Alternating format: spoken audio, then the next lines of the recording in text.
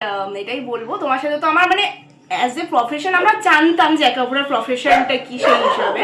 তো ফার্স্ট ইমপ্রেশনে তুমি যেটা বললে যে ভালো লাগেনি ব্যাপারটা, এটা একদমই নয়। আমার ভালো যথেষ্ট ভালো লেগেছে। আমার মনে হয়েছে যে স্বাভাবিক, মানে তখন আমরা খুব বেশি কথা বলি না, আমি খুব মানে চটজলদি সবার সাথে মানে ফার্স্ট স্টেপেই অত কথা বলিও না।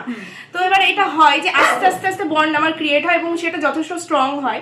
তো এটা আমার সাথে তোমার হয়েছে, এটা আশা করি আর নতুন করে বলছি না, এত কিছু এক্সপ্লেনেশন করলে অনেক কিছু বলতে হবে।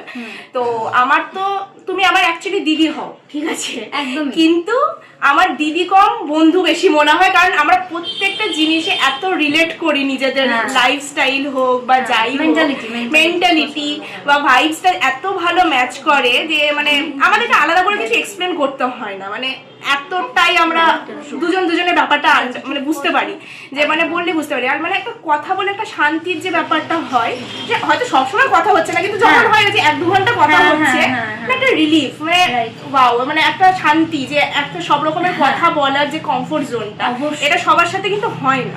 তো এই জিনিসটা একটা আছে। আর আমি যেটা বললাম যে আমি সব চটজলদি সবার সাথে অতটা ক্লোজলি মিশতে পারি না, বাট আমার যখন কারোর সাথে বন্ডিং ভালো হয় মানে সেটা স্টেও করে, প্লাস আরো স্ট্রং হয়, প্লাস আমার দিক থেকে আমি তাদেরকে তো 100% ভাবি, এটা আশা করি তুমি বোঝো, মানে